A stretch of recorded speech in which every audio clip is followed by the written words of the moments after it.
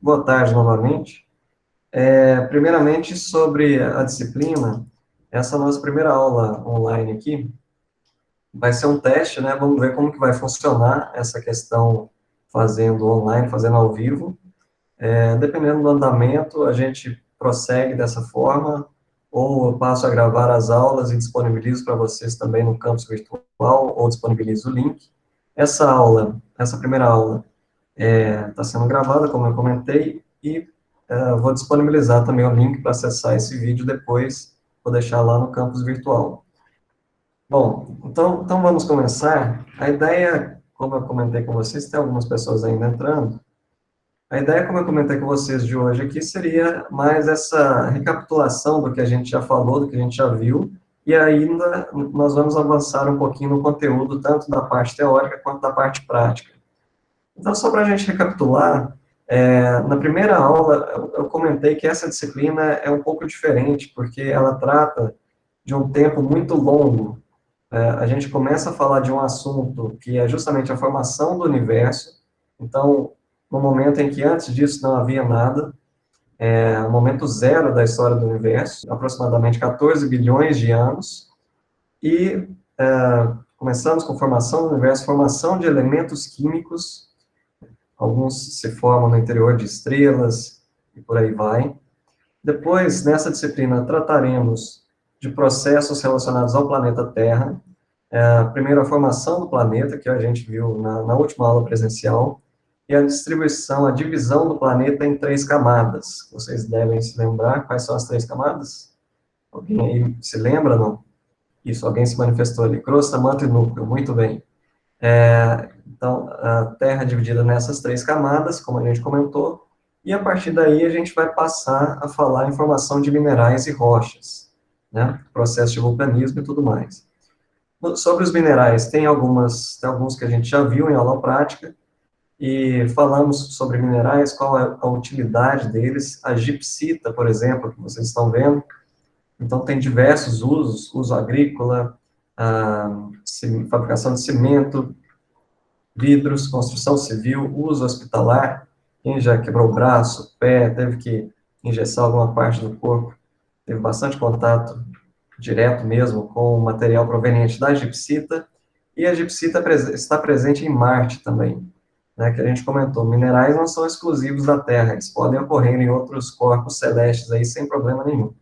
Outro exemplo de minerais que a gente comentou, a apatita, esse mineral azulado, quando azulado, bem bonito, né? A principal importância da apatita, vamos dizer, é a presença de fósforo. Então, é um material muito utilizado para a extração de fósforo e fabricação de fertilizantes fosfatados, então tem aí o seu uso agrícola, ração animal, detergentes, inseticidas, tudo isso a apatita para tudo isso a apatita pode servir, né? E ainda falamos um pouquinho da pirita. Vimos com vocês um outro exemplo de mineral, a pirita, que é bem interessante porque ela, pela cor e pelo brilho, lembra bastante ouro, e muita gente confunde pirita com ouro realmente, mas não tem nada de ouro nesse mineral. É composto por ferro e enxofre, mas realmente muita gente se confunde com ouro, e daí até o seu nome popular ser justamente ouro de tolo, ou ouro de bobo, né? Mas realmente não tem nada de ouro, apenas parece um pouquinho por causa da cor e pelo brilho. São alguns exemplos de minerais que vocês já conhecem, que a gente já viu, que a gente já falou um pouquinho, ou em aula teórica ou em aula prática. Essa disciplina abordará muitos outros minerais, como veremos daqui a pouco na parte prática. Falaremos de rochas, que são justamente compostas por minerais, outras não são compostas por minerais, mas chegaremos a isso. Exemplos: basalto, gabro, riolito, granito.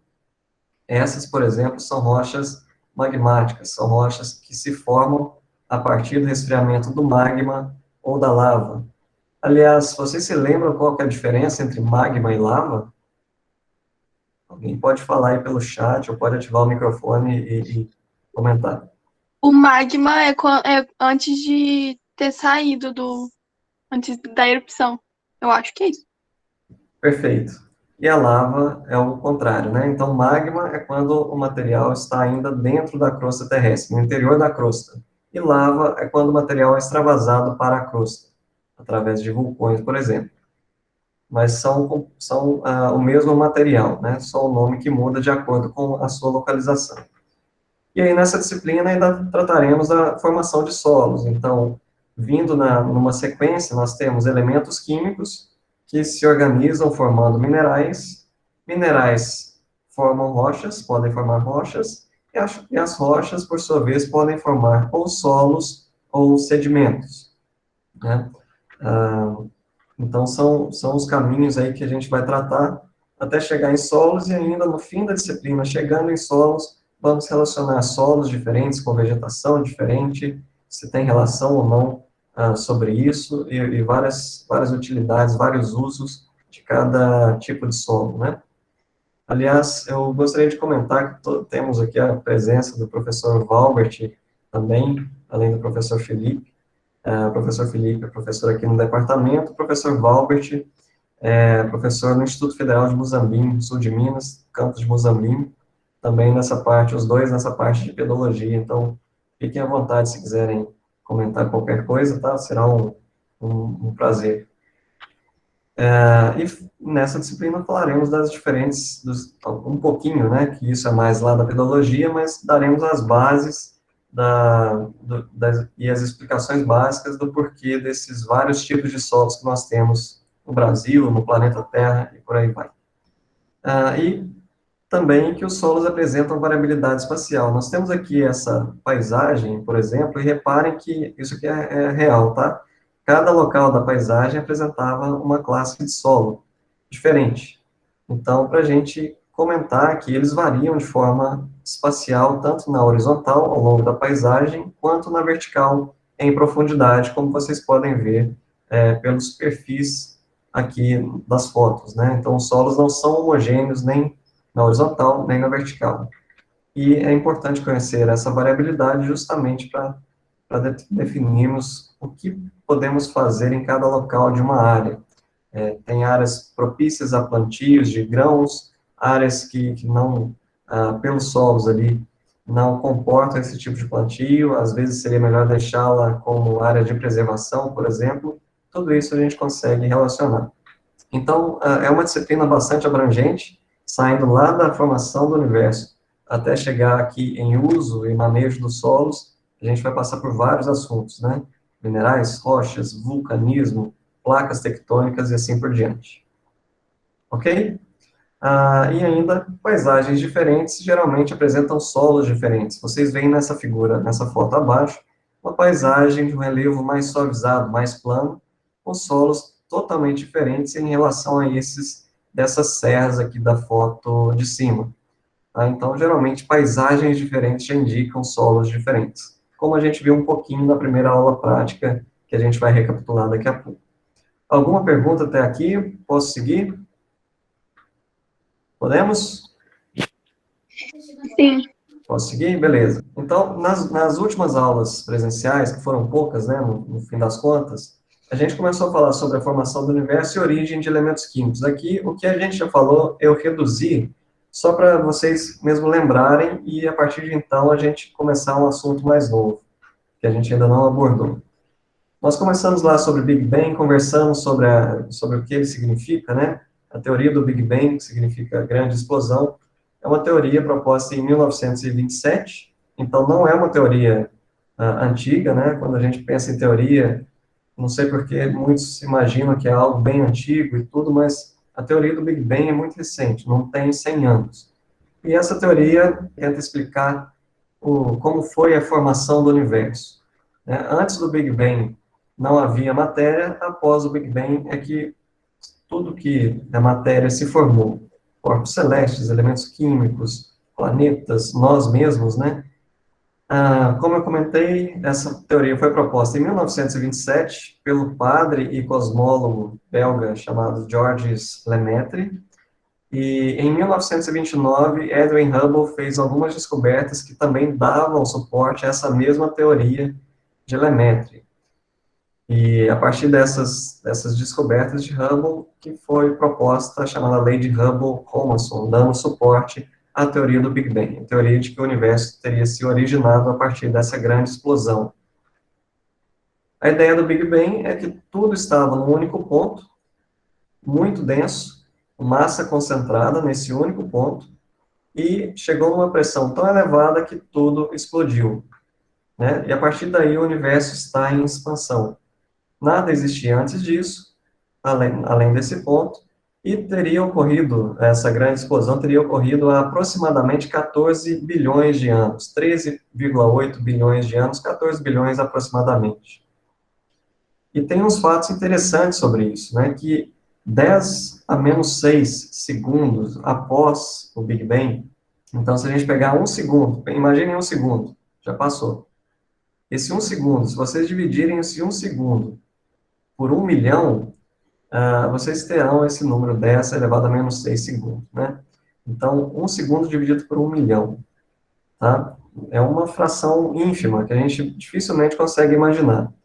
Esse momento, 10 a menos 6 segundos após o Big Bang, o universo já teria um raio de 300 metros. Então, imaginem isso, percorrer 300 metros em um segundo dividido por 1 milhão. Tá? Para ter uma ideia, tentar ter uma ideia da dimensão dessa explosão. A temperatura nesse momento é estimada que era em torno de 1,3 vezes 10 a 13ª Kelvin, e não existiam elétrons e nem prótons. Tudo ainda estava na forma de energia 10 a menos 6 segundos após o Big Bang. Com a expansão do universo ao longo do tempo, a temperatura começa a diminuir e começam a surgir os prótons e nêutrons. 10 segundos após o Big Bang, estima-se que o universo já tinha 3 milhões de quilômetros de raio, tá? Apenas 10 segundos após o Big Bang. 3 vezes 10 a sexta quilômetros. E a temperatura já tinha diminuído consideravelmente. Estaria em torno de 4 vezes 10 a nona Kelvin, então 4 bilhões Kelvin. E aí surgem os elétrons, 10 segundos após o Big Bang. Se a gente desse um salto para 800 mil anos após o Big Bang, a ideia é que o universo tinha 6,6 vezes 10 a 19ª quilômetros de raio, a temperatura já tinha diminuído bastante, estava já mais fresco, né, vamos dizer, 3.000 Kelvin, algo ainda muito, muito alto para nós, e surgem os primeiros elementos químicos, hidrogênio, hélio, lítio e berílio. Isso a gente comentou um pouquinho naquela primeira aula teórica nossa. Então, temos aí hidrogênio, hélio, lítio e berílio. E o universo continua em expansão até hoje, né? Alguma dúvida sobre essa parte? Lembrar um pouquinho? Bom, seguindo aqui sobre a estrutura do planeta Terra, que a gente viu na última aula presencial, nós comentamos que a idade do universo, acabei de comentar novamente, em torno de 14 bilhões de anos, 13,8 bilhões de anos, aproximadamente. E a idade da Terra, se vocês se lembram, é bem menor, né? 4,5 bilhões de anos. Então, o universo já tinha se formado há muito tempo, até que chegou o momento em que a Terra se formou. Aqui está a Terra como conhecemos hoje, mas ela não foi assim durante todos esses seus 4,5 bilhões de anos. Na semana que vem, a gente deve abordar um assunto chamado tempo geológico, que é justamente com o intuito de vocês entenderem um pouco as modificações que ocorreram na Terra ao longo dos seus 4,5 bilhões de anos. Imaginem, nesses 4,5 bilhões de anos, quantas modificações ocorreram. Se a gente pegar 4,5 bilhões de anos, é algo difícil de imaginar. A gente está acostumado numa ordem de tempo, uma grandeza de tempo, que a gente divide o tempo em horas, minutos, segundos, ou dias, semanas, anos, né? E por aí vai. Mas 4,5 bilhões de anos é algo inimaginável. Se a gente pensar, há 520 anos, o Brasil estava sendo descoberto, certo? Imagina como que era o Brasil há 520 anos, como que era o território aqui. Deveria ter muito mais, deveria não, tinha, né, com certeza, muito mais floresta, muito mais vegetação por aí. Isso há 500 anos atrás, 520 anos atrás. Parece muito, né? Ao longo da história da Terra, muita coisa aconteceu, e muita coisa que a gente não faz ideia, né? Imaginem quantas chuvas nos últimos 10 anos apenas. Quantos terremotos na Terra nos últimos 10 anos?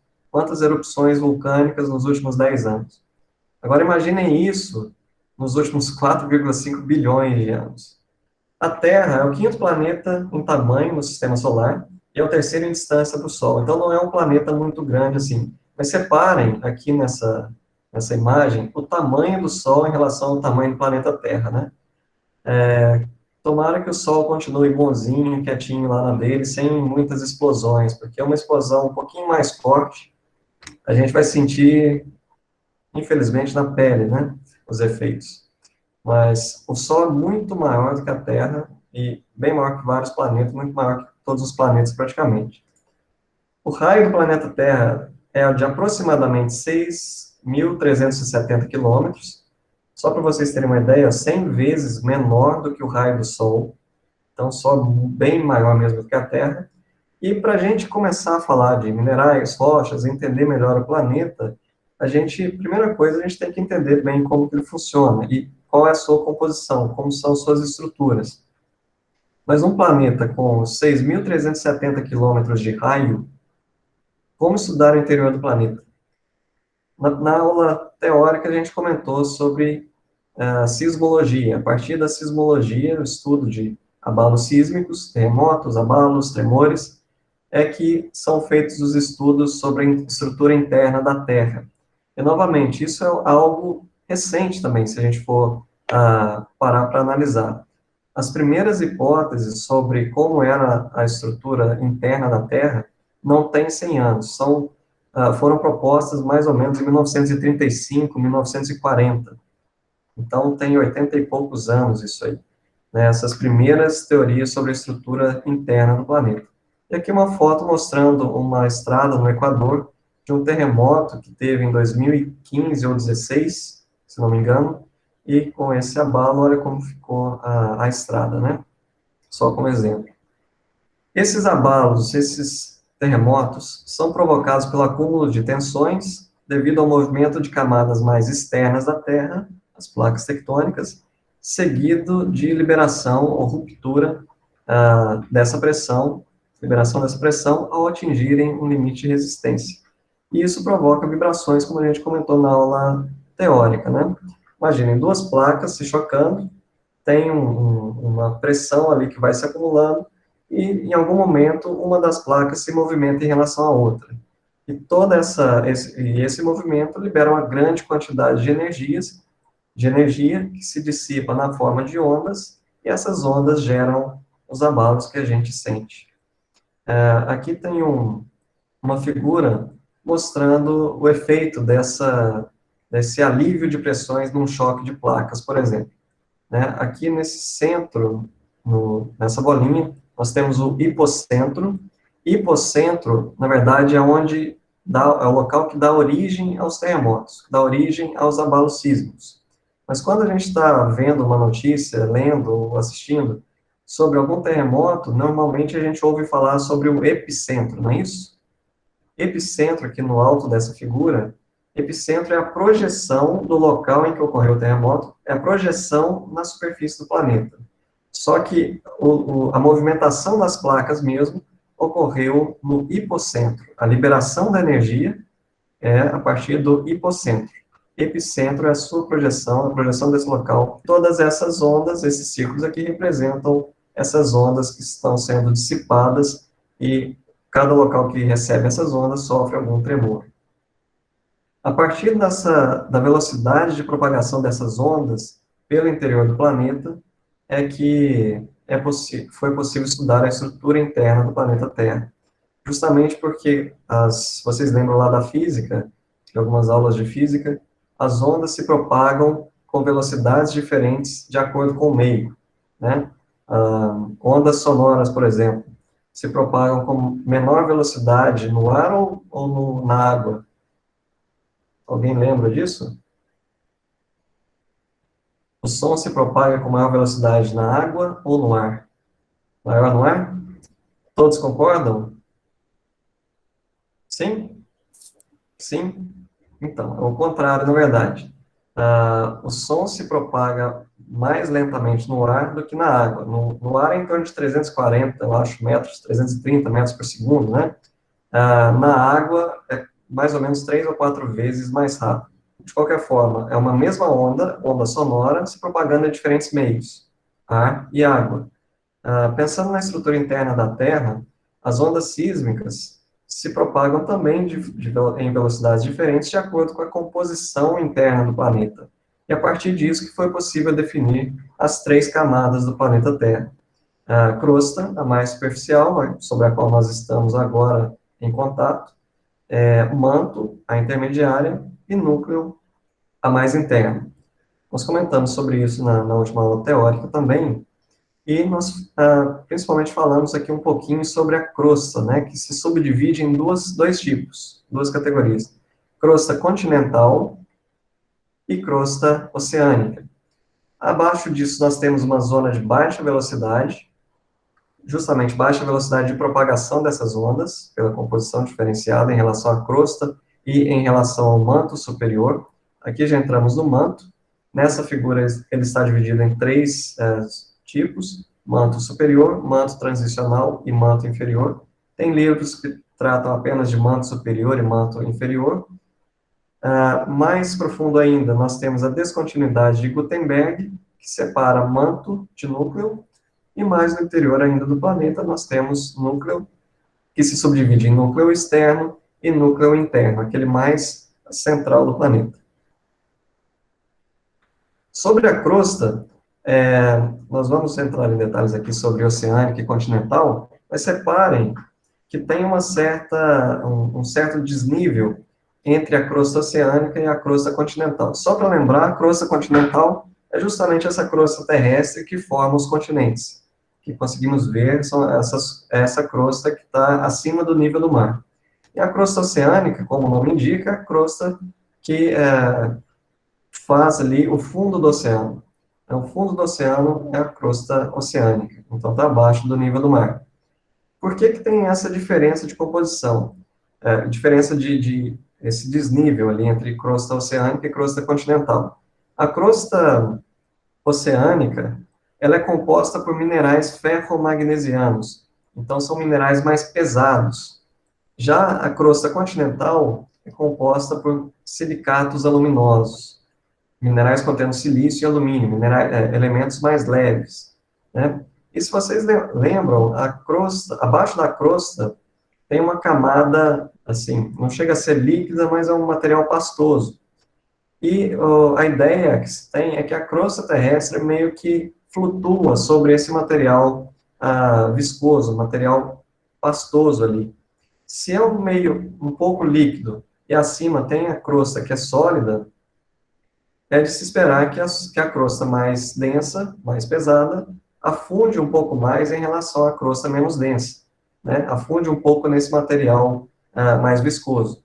E daí essa diferença de altura, vamos dizer, da crosta oceânica para a crosta continental. A crosta oceânica, minerais ferromagnesianos mais pesados, afunda um pouco mais. Material mais leve, silicatos aluminosos da crosta continental, afundam menos, boiam mais, vamos dizer, e aí por isso esse desnível das crostas continental e oceânica. Elas têm diferença em composição, como a gente comentou, entre a oceânica e a continental, e é bom a gente lembrar de um outro termo que a gente usou, a chamada litosfera. Lito, lembra rocha, significa rocha, esfera mesmo, camada, né? Então, camada rochosa, camada de rochas. Porque muitas vezes a gente pensa que a litosfera é simplesmente a crosta, mas não. A litosfera, essa camada rochosa da Terra, é composta pela crosta e por um pedacinho do manto superior. Essa parte do manto superior que fica ainda acima da zona de baixa velocidade. Então, a litosfera tem em torno de 100 quilômetros de espessura. Então, lembrando, litosfera é uma camada mais íntegra, mais dura, mais rígida, formada basicamente por rochas e minerais, né? E não é só a crosta que faz parte da litosfera. Crosta mais manto superior. E essa camada mais rochosa, a litosfera, está acima de uma outra camada, a chamada astenosfera. A astenosfera se localiza abaixo da litosfera, na parte superior do manto, e é um material menos sólido, é justamente esse material mais viscoso, mais pastoso que eu comentei. Esse material faz parte da astenosfera. Asteno significa frágil, fácil de ser quebrado, coisa do tipo. Então, enquanto a litosfera é um material íntegro, rígido, a astenosfera é o oposto, é um material pastoso, frágil, né? E é sobre a astenosfera que a litosfera flutua, vamos dizer. A astenosfera tem uma profundidade que varia de 100 a 400 quilômetros. Sobre ela se movimentam as placas tectônicas. Sobre manto, ele é dividido em manto superior e inferior, dependendo da literatura. O superior, abaixo da descontinuidade Mohorovic, vai dela até 400 quilômetros de profundidade, tem essa consistência pastosa também, e nele ocorrem as chamadas correntes de convecção. Correntes de convecção são movimentos feitos pelo magma. À medida que ele se esquenta, ele sobe e vai para perto da crosta, vai para próximo da superfície do planeta. Lá ele se resfria e desce. Quando desce, outro material mais quente sobe. Esse movimento circular são as correntes de convecção. Vocês talvez já tenham, provavelmente já estudaram isso em física, em transmissão de calor, transmissão de energia, né? É o que acontece quando a gente coloca uma panela com água no fogo, por exemplo. O fogo está aquecendo o fundo da panela, a água que está em contato ali com o fundo se aquece primeiro e sobe. A água, essa sobe, mais quente, fica menos densa, sobe, e o material mais frio, já está mais embaixo, quando tem esse deslocamento, a outra parte, que está mais fria do que essa que subiu, desce, entra em contato com o fogo, mais de perto, se aquece, sobe de novo, o que tinha subido primeiro já se resfriou, estava mais em contato com o ar, por exemplo, fica mais pesado, mais denso, desce, e esse movimento repetitivo são as correntes de convecção que também ocorrem no manto. Eventualmente, esse material quente que sobe pode encontrar uma fresta, uma rachadura na superfície, e esse material é expelido através de vulcanismo. O manto tem temperatura até não muito alta, em torno de 100 graus Celsius, o manto superior, e é composto por rochas máficas como peridotito ou eclogito. Já o manto inferior, a temperatura se eleva bastante, chega aí a 2.200 graus Celsius, e se estende até a descontinuidade de Gutenberg a 2.900 quilômetros da superfície. Já o núcleo é composto por uma liga metálica de ferro, entre ferro e níquel, e é dividido também entre núcleo externo e núcleo interno. O externo de 2.900 a 5.100 quilômetros, e o interno 5.100 a 6.400 quilômetros, aproximadamente, né, esses valores. O núcleo tem um aspecto interessante, porque o núcleo externo é líquido, é um material líquido, enquanto o núcleo interno é sólido. Né? E o interno, além disso, gira em velocidade maior do que o restante do planeta.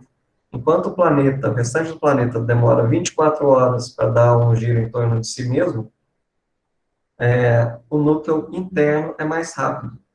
E isso só é possível porque, como ele é sólido e o externo é líquido, isso só é possível porque esse núcleo externo, por ser líquido, acaba isolando o núcleo interno do restante do planeta. Então, ele consegue girar mais rapidamente do que o restante. Se tudo fosse sólido, não teria como girar em velocidade diferente. Haveria uma quebra, né, uma ruptura. Se você pegar qualquer material e tentar girar partes dele em velocidades diferentes, não tem condições, né, se o material for sólido. Você teria que tirar um pedaço, girar uma parte e outra em velocidades diferentes, sendo um único corpo sólido. Mas isso é possível pelo fato do núcleo interno estar isolado do restante do planeta para esse núcleo externo líquido, né? E isso dá indício de que a Terra, anteriormente, girava mais rapidamente do que gira hoje. A gente vai ver na próxima aula que o planeta Terra o dia no planeta Terra já durou apenas 6 horas. Então, a velocidade da Terra era muito mais rápida, girando em torno de si mesmo, né? Hoje está 4 vezes menor do que essa velocidade inicial. Bom, essas diferenças, apesar de termos falado de núcleo, manto e crosta, a nossa ênfase, vocês vão perceber, para solos, para minerais e rochas, vai ser na crosta, né? Continental e oceânica. além de um pouco de manto por questões do vulcanismo, e formação de rochas, etc. Mas sobre as crostas continentais e oceânicas, reparem novamente que tem uma diferença, tem um desnível entre elas. Isso ocorre novamente, lembrando que a crosta continental é mais leve, tem minerais mais leves do que a crosta, o material que forma a crosta oceânica. É mais pesado, ele afunda mais lá na astenosfera. Certo isso? Passando aí da crosta para questões de movimentos de placas tectônicas, a parte final da aula teórica aqui, eu acho interessante essa parte que é meio que uma história mesmo, né? Isso surgiu, a chamada deriva continental, vocês já ouviram falar nesse termo. Vocês acham que isso está correto? Nós vamos discutir o que significa esse termo, por enquanto.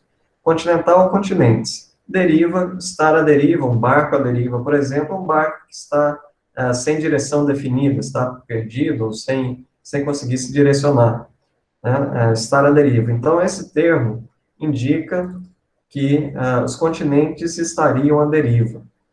Não sei se vocês já repararam, provavelmente sim, né, já ouviram essas histórias, de que parece que o continente, a forma dos continentes, ou os limites dos continentes parecem se encaixar. Por exemplo, o limite aqui da América do Sul com o limite da África, e assim por diante, né?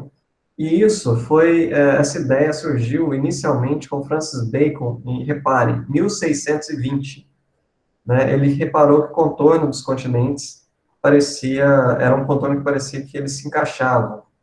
Mas repare, 1620, está 400 anos, isso. Hoje está fácil para todo mundo, né? Pega o celular, abre o computador, ou então abre o computador, abre o Google Earth aí, ou Google Maps, não sei, qualquer aplicativo, ou digita qualquer mapa mundi, coisa do tipo, e consegue ver o formato. Pelo Google Earth, ele tira o zoom, vocês conseguem ver o formato. Mas em 1620, é uma coisa que eu fico sempre curioso para saber como que nessa época, né, eles conseguiam fazer mapas tão precisos, tão parecidos com a realidade, sem acesso a essas informações, essa tecnologia que nós temos hoje. Mas, de qualquer forma, quando ele propôs essa ideia de que os continentes pareciam estar juntos em algum momento, em 1620, Francis Bacon não tinha como comprovar cientificamente esse fato. Então, as suas ideias meio que foram. Tem uns comentários aí, mas eu não vou ler aqui não, se alguém quiser olhar no chat. Tem uns comentários, né, por aí, sobre essas teorias, vou deixar para lá. De qualquer forma, faltava comprovação científica e as suas ideias meio que não foram muito levadas em conta na época. 300 anos depois, praticamente, o pessoal está rindo aí no chat, né? 300 anos depois, praticamente, dessa ideia inicial sobre os continentes estarem juntos, Alfred Wegener, em 1915, começou a reparar umas coincidências geológicas em diferentes continentes. Por exemplo, ele percebeu, nos seus estudos, que a Serra do Cabo, na África, continuaria no continente sul-americano, na chamada Sierra de la Ventana, na Argentina. Era a mesma, para ele parecia ser a mesma formação geológica, só que uma na África, uma na Argentina, uma na América do Sul. Um planalto da Costa do Marfim parecia continuar no Brasil, né? A presença de fósseis de plantas, os mesmos fósseis, as mesmas espécies, aparentemente, distribuídos tanto na África quanto na América do Sul. Uma das teorias da evolução aí de Darwin, né, a ilha de Galápagos, o arquipélago de Galápagos, ficou bem famoso por ter, pelos estudos dele, ter lá espécies que não ocorriam em outros locais. Por que isso? Por questões evolutivas dessa linha. Ali se desenvolveram espécies, animais e vegetais diferentes do restante por causa de isolamento. Então, com base nisso, né, pensando como que alguém poderia encontrar fósseis de plantas de mesma espécie na África e na América do Sul se são isolados. Bom, hoje são isolados. Isso dava um suporte a mais para Wegener comprovar essa teoria proposta lá em 1620 por Francis Bacon, de que os continentes, em alguma época, já estavam estiveram juntos, né? Além disso, ele reparou em coincidências de idade de épocas glaciais, ou seja, diferentes continentes pareciam ter sofrido uma época glacial ao mesmo tempo, a mesma época glacial. E ainda a presença de grandes florestas e ausência de geleiras no hemisfério norte, que hoje formam depósitos de carvão. Porque nessa época, teoricamente, essa porção continental estava na região dos trópicos, não sofria glaciações, não teria formação de geleiras. Né? Pelo contrário, teria formação de grandes florestas, né, que posteriormente formariam esses depósitos de carvão. Então, em 1915, foi proposto um esquema de como estariam os continentes ao longo do tempo. Reparem, em 225 a 225 milhões de anos, os continentes estariam formando um único continente denominado Pangeia. Pangeia significa terra toda, né, toda a parte de terra do planeta, ou seja, que não é oceano, estaria reunida em uma única massa de terra. Né? E depois, então, aqui 225 milhões de anos atrás, nesse segundo mapa, 200 milhões de anos atrás, no terceiro, 135, os continentes já estão mais separados, há 65 milhões de anos atrás, já estão bem mais separados, realmente, né? E hoje estão desse jeito. 65, 66 milhões de anos foi a extinção dos dinossauros. Então, naquela época, parece muito, né, 65 milhões de anos, mas, de novo, tendo como base a idade do planeta Terra, isso não é tanto. Mas aquilo ocorreu no momento em que os continentes estavam desse jeito, nessa posição. E hoje estão se afastando ainda mais, no caso aqui de América e África, Europa, estão se afastando um pouco mais. Tem um aplicativo que eu comentei com muitas pessoas aí, chamado Eras Geológicas, que é um aplicativo gratuito que permite vocês verem como era o planeta Terra, como era a distribuição dos continentes ao longo de toda a idade, de toda a vida do planeta, né? E é bem interessante ver o tanto que mudou. Lá dá para ver com bem mais detalhes partes do planeta que hoje são partes continentais, mas eram mar, como que os continentes já variaram de formato, e a ideia é que isso já aconteceu algumas vezes, tá?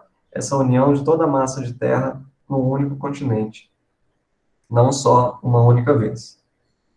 Só que mesmo assim, mesmo em 1915, ainda faltavam explicações científicas para comprovar esses fatos. Mesmo com aquelas coincidências geológicas, coincidência de fósseis de mesmas espécies em continentes diferentes, porque não era possível ainda definir quais forças moviam esses continentes, se eles estavam realmente se movendo, quais forças moviam esses continentes, como as crostas continentais e oceânicas se deslocavam sobre a outra sem se romperem, porque na época se imaginava que, lembrem-se, deriva continental, que o mar ocupava todo o planeta e que os continentes estavam apenas flutuando, eram como se fosse um bloco de isopor flutuando no restante do mar, então abaixo do continente teria água. Essa era a ideia, né? Mas como que os continentes conseguiriam se movimentar onde era o fundo do oceano? Não se tinha nessa época explicação para isso. E aí as ideias de Wegener foram meio que esquecidas até sua morte, que ocorreu em 1930. Mas 20 anos depois, elas foram retomadas. Por quê? Entre 1930 e 1950 aconteceu um fato mundial, que todo mundo fala disso até hoje, né? O que aconteceu entre 1930 e 50? Na verdade, entre 39 e 45. Isso aí, ocorreu a Segunda Guerra Mundial, não é isso? E durante períodos de guerra, tem muito desenvolvimento tecnológico. Nesse período da Segunda Guerra Mundial, foram desenvolvidos sonares. Sonares são equipamentos que permitem que eles emitem uma onda sonora, a onda bate em algum obstáculo e retorna.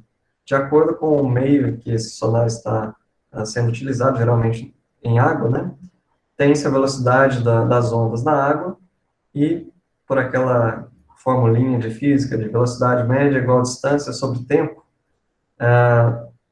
velocidade das ondas sonoras na água se conhece.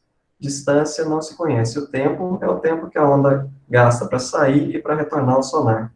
Com base nisso, dá para se calcular a distância entre objetos, entre o sonar e algum obstáculo.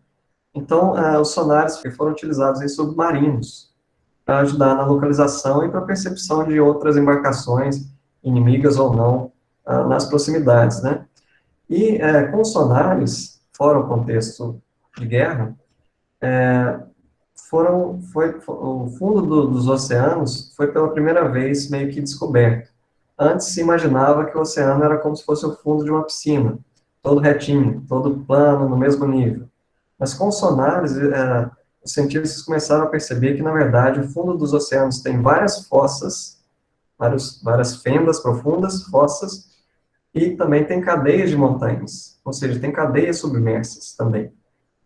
Aqui entre a América e a África e Europa, vocês percebem essa linha mais escura? Isso aqui é uma cadeia de montanhas, chamada cadeia mesoceânica, que fica justamente aí entre esses continentes. É uma cadeia bem longa e ela termina lá na Islândia. Isso aqui é a Islândia, onde está a seta do mouse. Então, tudo isso aqui é uma cadeia de montanha. A partir do sonar que o fundo dos oceanos começou a ser desvendado, né? E começaram a surgir essas comparações com as ideias de Wegener, porque começaram a se perguntar, será que essas representações, essas cadeias, essas fossas, podem representar pontos de separação dos continentes? E aí relembraram das ideias de Wegener e de Francis Bacon. Outros trabalhos que fizeram, que começaram a ajudar nessa teoria, os cientistas começaram a datar, definir a idade das rochas no fundo dos oceanos, e perceberam que as rochas, no geral, eram jovens no fundo dos oceanos, tinham em torno de 200 milhões de anos. Qual que é a idade da Terra mesmo? Alguém lembra aí? 4,5 bilhões, tem uns rápidos aí no gatilho, né, para a resposta no chat. 4,5 bilhões de anos. Então, 4,5 bilhões. A idade máxima que eles chegaram de rochas no fundo do oceano era de 200 milhões de anos. Tem uma diferença muito grande aí, né? Então, por que essas rochas são mais jovens? E mesmo assim, eles começaram a reparar que naquela cadeia mesoceânica que eu comentei, se a gente pegar a cadeia mesoceânica aqui no centro, indicar o continente africano, indicar o continente americano, à medida que as rochas se distanciavam da cadeia mesoceânica, elas ficavam mais velhas, sua idade aumentava. E, portanto, as rochas mais jovens estavam próximas aqui da cadeia mesoceânica. Mais um ponto de relação aí para essa teoria. E as idades apresentavam essa simetria, né? À medida que se afastavam da cadeia mesoceânica, mais velhas essas rochas ficavam. Essa cadeia mesoceânica, de novo aqui nessa imagem, à esquerda, até aqui em cima na Islândia, ela tem em torno de 84 mil quilômetros de extensão e tem intensa atividade vulcânica. Aqui só para ilustrar um vulcão submerso, né, em atividade. E essa cadeia emerge lá na Islândia. Então, toda essa porção do fundo do oceano, aqui nessa cadeia mesoceânica, tem intensa atividade vulcânica. E como a gente comentou em umas aulas para trás, uma das formas das rochas se formarem é justamente pelo resfriamento de lava ou magma. Se em toda essa porção do planeta, essa porção submersa, está ocorrendo ali alguma atividade vulcânica, a lava que está sendo expelida ali em contato com a água do mar se resfria ainda mais rapidamente, forma rochas, não é isso? Então, daí essas rochas serem formadas no fundo do oceano, e ainda, se a lava que é expelida aqui agora se formar é mais nova do que uma que já está mais afastada, ok? Essas ideias todas vão se juntando para dar suporte a essa questão de movimento de placas tectônicas. Além disso, passando para 1962, outro cientista chamado Harry Hess propôs uma hipótese de expansão do assoalho oceânico, que estaria relacionada à convecção do manto. O que é isso?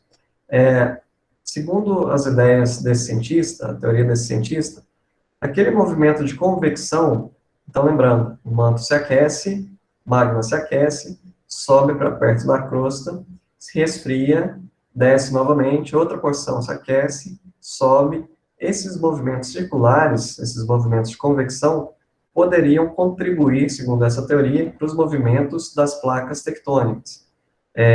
E o que é essa expansão do assoalho oceânico? Se a gente imaginar que aqui tem essa cadeia mesoceânica, e esses movimentos de convecção estão ocorrendo nesse sentido, para cá, do lado direito, e para o lado esquerdo, sentido oposto, as placas africana e americana estariam sendo empurradas por essas correntes de convecção para sentidos opostos. Estariam sendo empurradas em sentidos contrários.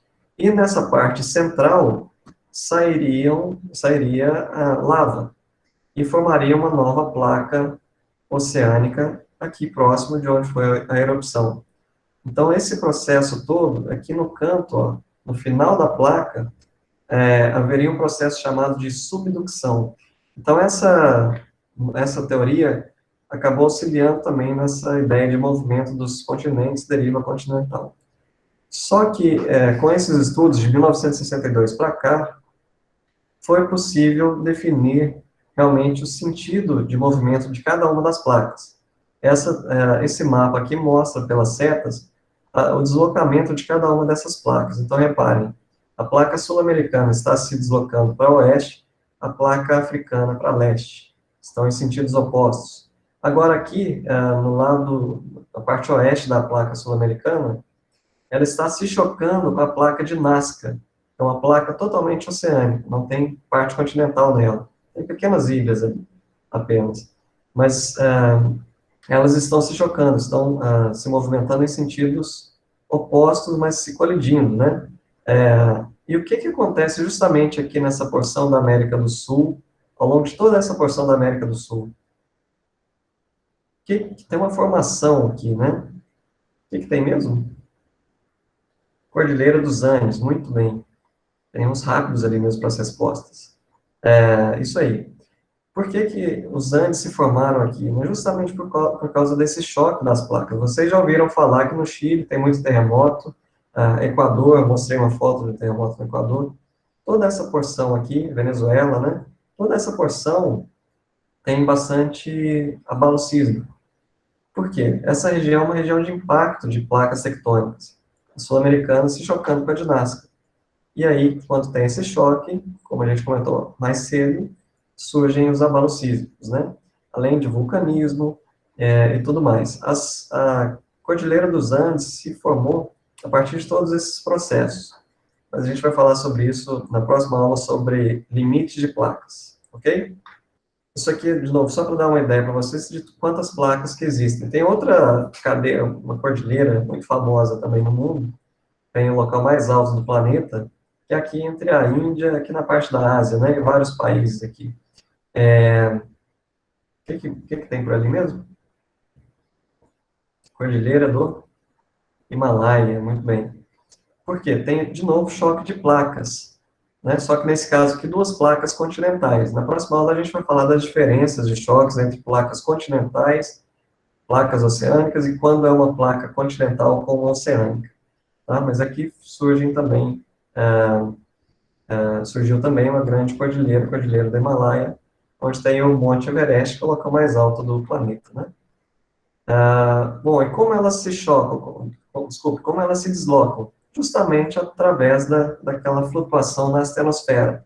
Esse material sólido está flutuando, entre aspas, na astenosfera, e à medida que eles se deslocam, vão se chocando, formando essas montanhas, essas cordilheiras, causam vulcanismo e e daí por diante. E aí, para a gente finalizar essa parte teórica, uma pergunta, né? Ainda mais com esse mapa aqui para auxiliar. Vocês acham que o termo deriva continental é um termo correto para esse movimento das placas? Era o termo inicial, mas ainda se mantém? Esse termo faz sentido? Os continentes estão à deriva, realmente? Sim, algumas pessoas falando que sim, outras não. Bom, hoje o termo mais aceito, na verdade, é tectônica de placas ou tectônica global. Por quê? Deriva, como eu comentei, é algo sem sentido definido, perdido ali, vagando sem rumo. No caso das placas, elas têm sentido, né, definido. As setas aqui indicam isso. Então, hoje o termo mais correto para esse processo todo seria tectônica de placas ou tectônica global. Deriva continental é um termo que está em desuso. E o último slide para a gente fechar essa parte teórica, que para vocês já começarem a reparar, né? Aquilo que a gente estava comentando sobre processo, sobre vulcanismo. Essa figura mostra todos os vulcões ativos no planeta. Reparem como eles se concentram, eles tendem a se concentrar em limites de placas. Todo mundo fala que tem muito, ouve falar direto, que tem muito terremoto, muito vulcanismo no Japão, né? Assim como tem bastante também aqui na costa oeste da América do Sul. Uh, Reparem, são locais de choque de placas e, por isso, também o surgimento aí de vários vulcões. Reparem que no interior do país, no interior do Brasil, não tem nenhum vulcão ativo. Isso vocês já ouviram com certeza, né? Mas tem vulcões inativos. Então, aqui no Brasil, tem alguns vulcões que não estão mais em atividade. Que, por um lado, é muito bom, né? Evita algumas tragédias aí. Por isso, por isso o Brasil, por estar bem no centro de uma placa, não no limite, estar no centro é um país mais estável em questões aí de terremotos, vulcanismo não tem praticamente, né? Sofre alguns efeitos de alguns tremores próximos aqui ainda na América do Sul, mas no território mesmo brasileiro, não tem porque o país está localizado bem no centro de uma placa, não está nas bordas.